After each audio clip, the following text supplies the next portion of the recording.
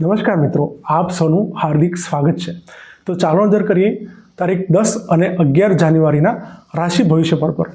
રાશિ ભવિષ્યફળ પર આગળ વધીએ તે પહેલાં આપને એક વાત ખાસ જણાવી દઉં કે રાશિ ભવિષ્યફળના અંતમાં કઈ રાશિ માટે રોકાણ કરવું કેવું રહેશે તે અંગેની માહિતી આપવામાં આવે છે। તો ખાસ વિડીયોને અંત સુધી જોજો અને મને કોમેન્ટ બોક્સમાં કોમેન્ટ કરીને ખાસ જણાવજો કે તમને વિડીયો કેવો લાગી રહ્યો છે। તો ચાલો નજર કરીએ મેષ રાશિ પર। મેષ રાશિના જાતકોની વાત કરીએ તો મેષ રાશિના જાતકો માટે આ બંને દિવસો દરમિયાન તમારે કોઈક જગ્યાએ ધાર્મિક યાત્રાએ જવાનું થાય તેવું બની શકે છે। આ સિવાય આ બંને દિવસો દરમિયાન એવું પણ બની શકે છે કે જો તમે કોઈક આર્થિક સંકળામણનો સામનો કરી રહ્યા હોય તો તમને આ બંને દિવસો દરમિયાન તમારા પિતાનો સાથ સહકાર મળે અને તેઓ તમને આર્થિક સહાય કરે તેવી પણ એક શક્યતા લાગી રહી છે। આ સિવાય આ બંને દિવસો દરમિયાન તમે એવું પણ અનુભવી શકો છો કે નસીબ તમારો જાણે સાથ સહકાર આપી રહ્યો હોય। રોકાણ કરવા માંગતા હશો તો રોકાણ માટે પણ આ બંને દિવસ તમને સાથ આપે તેવી શક્યતા લાગી રહી છે। હવે વાત કરીએ વૃષભ રાશિ ઉપર। વૃષભ રાશિના જાતકોની વાત કરીએ તો વૃષભ રાશિના જાતકોને આ બંને દિવસોને ખાસ સાવચેતીપૂર્વક પસાર કરવાની જરૂર છે। ગભરાવાની જરૂર નથી, પરંતુ જે જાતકો વ્હીકલ ચલાવે છે તેમણે ખાસ ધ્યાન રાખીને સંભાળીને વ્હીકલ ચલાવવું જોઈએ। આ સિવાય આ બંને દિવસો દરમિયાન તમારે ખાસ તમારી વાણી ઉપર નિયંત્રણ રાખવાની જરૂરિયાત છે। જો તમે વાણી ઉપર નિયંત્રણ ગુમાવશો તો બની શકે છે કે ક્યાંક તમારા સાસરી પક્ષ સાથે તમારે બોલવા ચાલવાનું થાય અને તેના કારણે સંબંધો ખરાબ થઈ શકે છે। આ સિવાય એવું પણ બની શકે છે કે ક્યાંક તમારે ડૉક્ટરની ટ્રીટમેન્ટ ચાલતી હોય કોઈ રોગ અંગે તો ખાસ ઘણા દિવસોથી તમે ડૉક્ટરની કન્સલ્ટન્સી લેવાનું કોઈને કોઈ કારણોસર જો ટાળતા હોય તો ખાસ આ બંને દિવસો દરમિયાન તમારે ડૉક્ટરને બતાવવું જોઈએ, જેથી કરી અને આકસ્મિક જે ખર્ચ આવનાર છે બીમારીને કારણે તે ટળી શકે। રોકાણની વાત કરીએ તો રોકાણ માટે આ બંને દિવસો દરમિયાન તમારે ખાસ રોકાણ કરવાનું ટાળવું જોઈએ। હવે વાત કરીએ મિથુન રાશિની। તો મિથુન રાશિના જાતકો માટે આ બંને દિવસો દરમિયાન તમને તમારા લાઈફ પાર્ટનર કહેતા કે પત્ની તરફથી જો તમે બિઝનેસ કરતા હશો તો બિઝનેસમાં કઈ રીતે ઇનોવેશન ઉમેરવું તે અંગેના આઈડિયા આપવામાં આવી શકે છે। બની શકે છે કે તેઓ દ્વારા કોઈ સ્ટાર્ટઅપનું સજેશન ઘણા સમય પહેલાં કરવામાં આવ્યું હોય અને અમલવારી ક્યાંક આ 2 દિવસમાં થઈ શકે। જો તમે રોકાણની વાત કરતા હોય તો રોકાણ માટે પણ આ બંને દિવસો તમને લાભ કરાવી જાય તેવી શક્યતા છે। આ સિવાય આ બંને દિવસો દરમિયાન જે જાતકો નોકરીમાં છે તે જાતકો જો જોબ સ્વિચ ઓવર કરવા માંગતા હશે તો બની શકે કે તેમના લાઈફ પાર્ટનર દ્વારા પણ જોબને કઈ અને કેવી રીતે ચેન્જ કરવી તે અંગેના સજેશન્સ પ્રાપ્ત થઈ શકે છે। આ સિવાય છેલ્લા ઘણા સમયથી કોઈ તમારી ડીલ તમે શરૂ કરવા માંગતા હોય પરંતુ કોઈને કોઈ કારણોસર જો અટવાઈ જતી હોય તો તે ડીલ પણ આ બંને દિવસો દરમિયાન પાર પડે તેવી સંપૂર્ણ શક્યતા જોવા મળી રહી છે। હવે વાત કરીએ કર્ક રાશિની। તો કર્ક રાશિના જાતકોને આ બંને દિવસો દરમિયાન ખાસ સંભાળીને ચાલવાની જરૂરિયાત છે। આ બંને દિવસો દરમિયાન બની શકે છે કે તમારે કોર્ટ કચેરીના ધક્કા થઈ શકે છે। આ સિવાય તમારે આ બંને દિવસો દરમિયાન ખાસ સૂવા અને ઉઠવાના રૂટીન ઉપર ધ્યાન આપવું જોઈએ, અન્યથા તમારે સિઝનલ બીમારી ઉપર ખર્ચ થઈ શકે છે। જો તમે લોન માટે એપ્લાય કર્યું હશે તો તમારા લોન માટેના કાર્યમાં થોડો વિલંબ આવે તેવી પણ એક શક્યતા છે। આ સિવાય આ બંને દિવસો દરમિયાન રોકાણની વાત કરીએ તો રોકાણ કરવાથી તમારે ખાસ બચવું જોઈએ। હવે વાત કરીએ સિંહ રાશિની। તો સિંહ રાશિના જાતકો માટે આ બંને દિવસો દરમિયાન તમે જો રોકાણ કરવા માંગતા હો તો રોકાણથી તમને સારો એવો ફાયદો થઈ શકે છે. આ સિવાય બની શકે છે કે આ બંને દિવસો દરમિયાન તમને તમારા સંતાન તરફથી કોઈ સારામાં સારા સમાચાર પ્રાપ્ત થાય તેવી પણ શક્યતા છે. જો તમે રિલેશનશિપમાં હો, કહેતા કે પ્રેમી અને પ્રેમિકા હો, તો પણ તમને એકબીજાનો સાથ સહકાર આ બંને દિવસો દરમિયાન સારામાં સારો પ્રાપ્ત થઈ શકે છે. આ સિવાય આ બંને દિવસો દરમિયાન એવું પણ બની શકે છે કે ક્યાંક તમે કોઈ નવી સ્કિલ પણ શીખી શકો છો.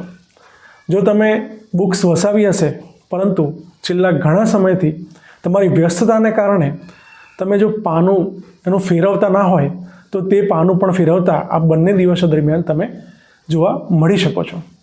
હવે વાત કરીએ કન્યા રાશિની.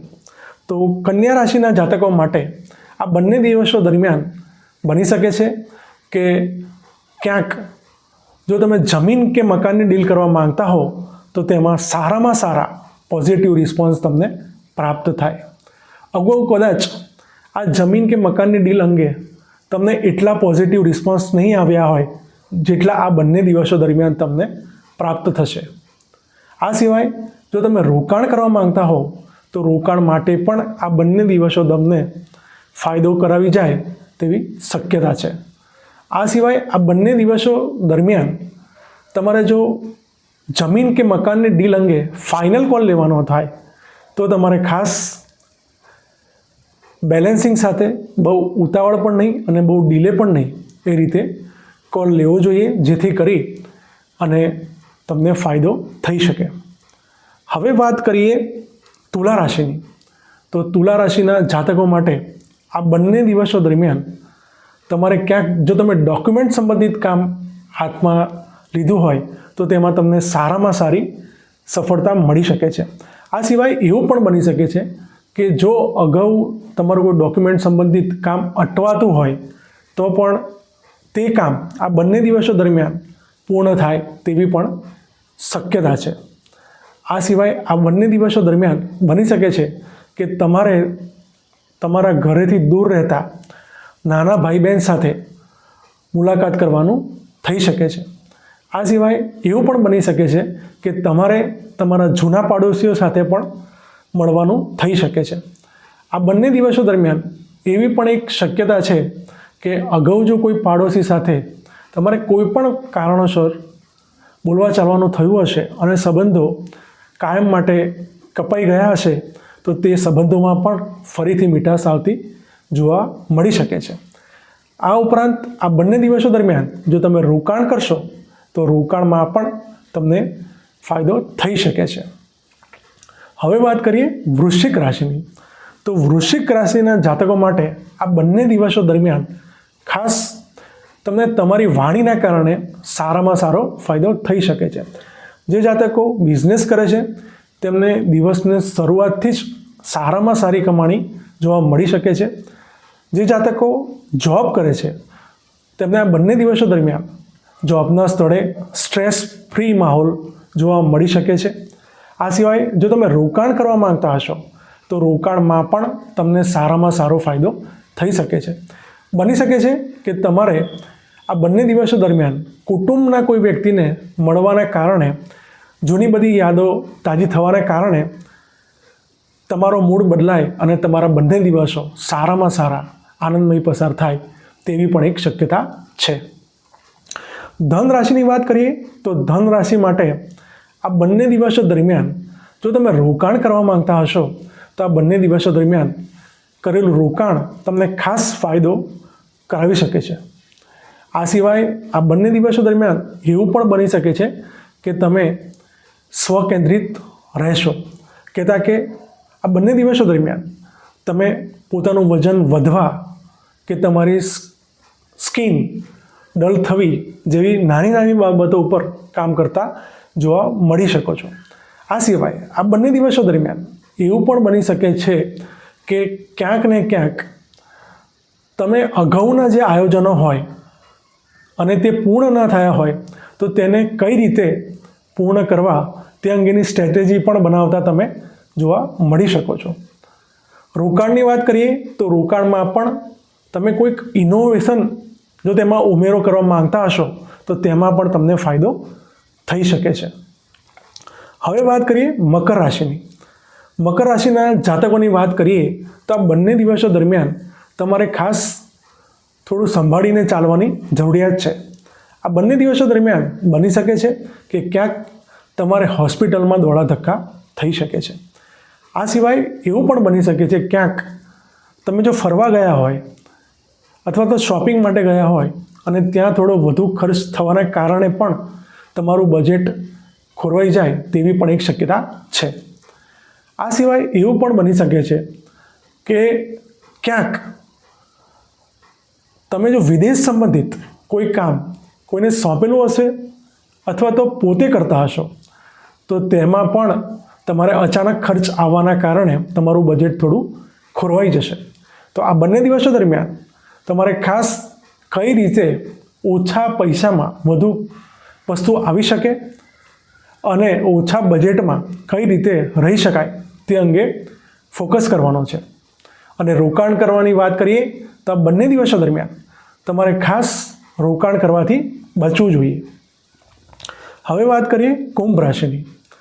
તો કુંભ રાશિની વાત કરીએ તો તેમાં ખાસ તમને મિત્રો આ બંને દિવસો દરમિયાન ફાયદો કરાવી જાય તેવી સંપૂર્ણ શક્યતાઓ છે. આ મિત્રો તમને કઈ રીતે ફાયદો કરાવી શકે છે? તો મિત્રો તમને જો તમારે જોબ નહીં હોય કે બિઝનેસમાં યોગ્ય દિશા નહીં હોય તો તેમાં તમને મદદરૂપ થઈ શકે છે. કહેતા કે તમને મિત્રોના રેફરન્સથી જોબ મળી શકે છે. આ સિવાય એવું પણ બની શકે છે કે તમે કોઈક બિઝનેસ કરતા હોય અને એ બિઝનેસ બરાબર ચાલતો ના હોય તો બની શકે છે કે મિત્રો દ્વારા કોઈક સજેશન એવું સારું એવું મળી જાય અને જો તમે તેની ઉપર કામ કરો તો તમને ઓછા સમયમાં સારામાં સારી સફળતા પ્રાપ્ત થાય તેવી પણ એક શક્યતા છે.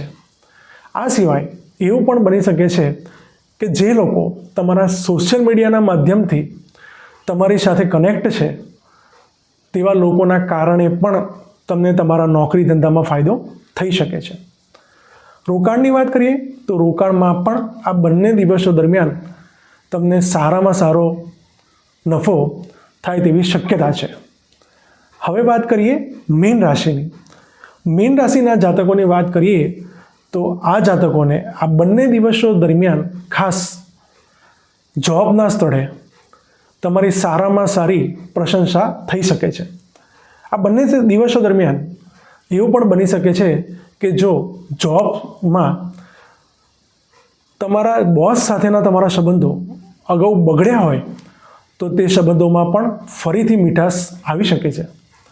આ સિવાય આ બંને દિવસો દરમિયાન તમારા કાર્યની ખૂબ જ પ્રશંસા તમારા કાર્યસ્થળે થાય તેવી સંપૂર્ણ શક્યતાઓ છે.